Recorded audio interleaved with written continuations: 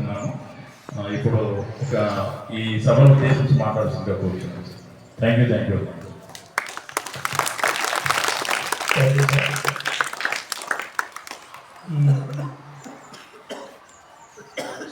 Foundation కార్యక్రమానికి ముఖ్యంగా మూలకారకులు మీరే అనుకుంటారు సార్.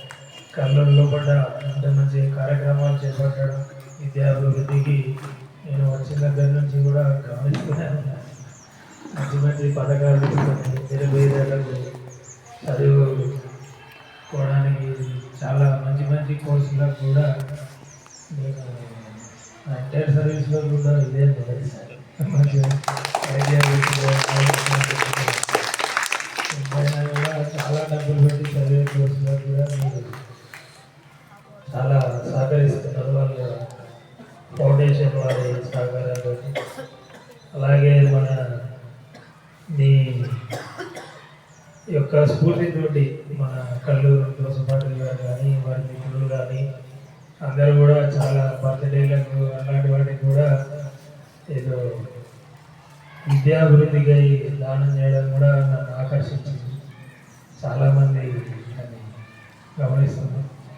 ముఖ్యంగా ఇట్లాంటి గవర్నమెంట్ స్కూళ్ళల్లో ఇట్లా ఇనిషియేట్ తీసుకొని చేయడం చాలా మంచి పరిణామం. ఎందుకంటే ప్రైమరీ స్కూల్, యూపీఎస్సీ, తర్వాత అవసరం ఉన్నప్పుడు పెద్ద స్కూల్ చదవడానికైనా కూడా ధనం లేకుండా కూడా వాళ్ళకి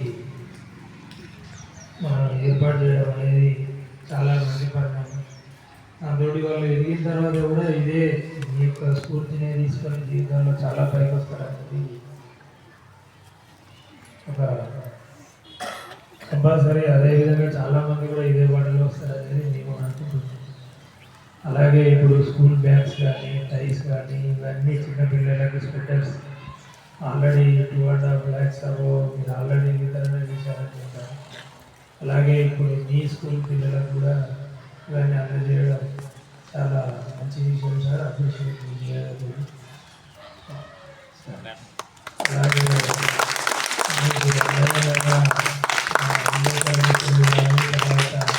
కల్లూరు మీ ఫ్రెండ్స్ కానీ అందరూ కూడా ఎవరికి అంటే వాళ్ళ స్థాయిని తగ్గ విధంగా సహాయం అందిస్తున్నారు. చిన్నపిల్లలందరినీ కూడా కోరుకునేది ఏంటంటే మంచిగా చదువుకొని వృద్ధిలోకి రావాలని. ఈ అవకాశాలన్నీ కూడా అందరికీ దొరకవు. కొన్ని స్కూళ్ళల్లో చూస్తే పాపం కొన్ని చోట్ల ఏంటంటే వాళ్ళు స్కూల్కి వెళ్ళడానికి 2-3 కిలోమీటర్లు నడిచి వెళ్ళాల్సిన పరిస్థితులు ఉన్నాయి. కొన్ని చోట్ల ఏంటంటే వాళ్ళకి సరైన ఆహారం దొరకదు. ఉదయం వెళ్ళి సాయంత్రం తినడం. కొన్ని ప్రైవేట్ స్కూళ్ళు ఉన్నాయి, ఇప్పుడు మరీ కఠినంగా కూడా ఉన్నాయి. వాళ్ళు వెళ్తే వాళ్ళకి బంధించినట్టు పెట్టడం, క్వాలిఫైడ్ టీచర్స్ ఉంటారు, ఏదో బెదిరించడం, నేర్పించడం లాంటివి ఉంటాయి.